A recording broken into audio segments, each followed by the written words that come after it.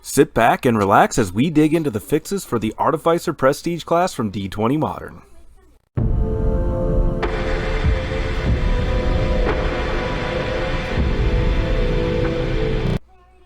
That's right, everybody, we are back to the Artificer and we're gonna go over the fixes that I have here for you today.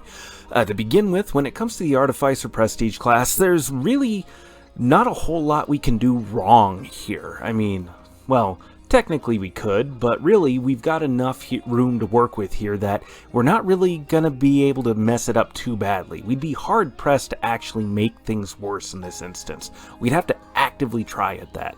So, to that end, we're gonna go ahead and just dive right on into this here.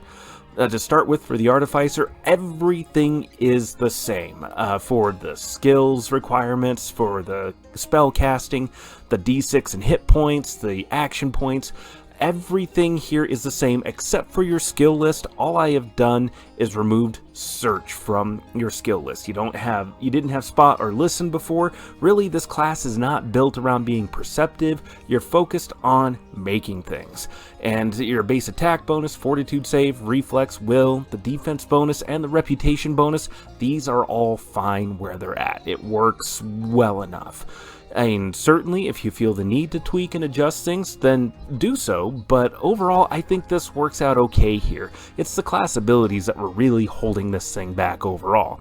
And speaking of class abilities, for your first level we still have Craft Artifice, but this time it's only for first level.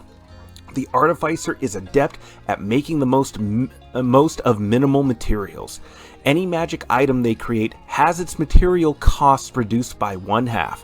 They must have ranks in the appropriate craft skill to use this effect. So if you're not able to use craft chemicals or pharmaceuticals for brewing potions, then if you have no ranks in that at all, then you cannot use this ability for that. But if you have craft mechanical and you're looking to create magic weapons and armor, well, then the material costs for those will be reduced. So it's pretty simple, pretty easy to apply, and it makes a certain amount of sense. You're an artificer, you're adept at magical creation, creating magical items.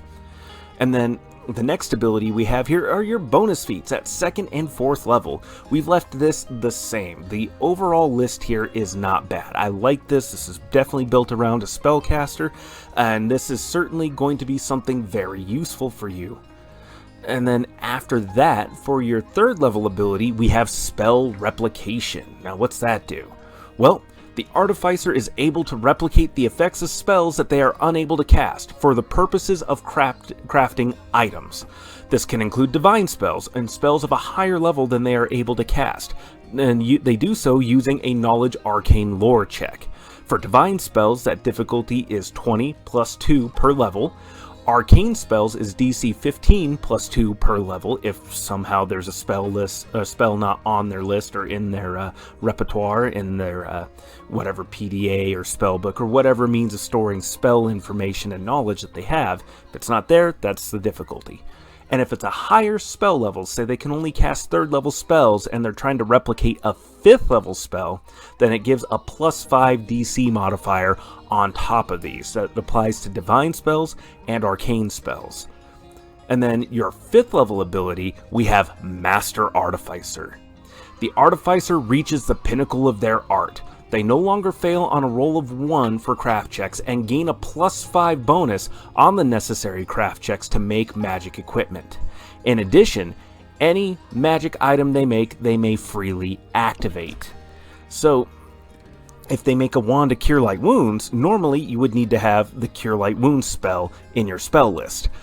But for the Artificer, they don't need to. They're able to fake it well enough, especially since it's an item they made. They know it forwards and backwards, ins and outs. They know how to trigger and activate it, so there is no trouble for them in doing so. It's a pretty solid ability all the way around, and it's useful in that it expands what they can do and can help make up for the fact that they're not advancing their spellcasting when they go into this prestige class. So they can start adding in divine spells, spells that are on, say, more of a druidic styled kind of spell list, a wide variety of different things really that are actually pretty damn useful. Now, is this still going to be a combat heavy focused class? Not particularly. These abilities are going to be helpful in that you're able to produce magic items for the group, for sale to other groups and the like. This definitely is still something that might be more suited towards an NPC, but if a player character wants to pick this up, then they can do so pretty readily. But what do you think? What are some changes that you would make to the Artificer overall? Certainly, like I said, it's not really a combat focused class, and that doesn't really fit the theme of it, but overall I think this does here. Go on down to the comments below and let me know. Hit the like button, hit the dislike button, and voice your opinions and make yourself heard here on the channel. We're going to go ahead and wrap it up there. If you haven't already, go on down there, hit the subscribe button, and become a regular member here at the Gamers Den. Certainly, we'd be happy to have you. But, with all that said, I've been your host, Jordan, your Master of Lore and Storyteller Extraordinaire. Thank you all so much for your time, and you all have yourselves a good night.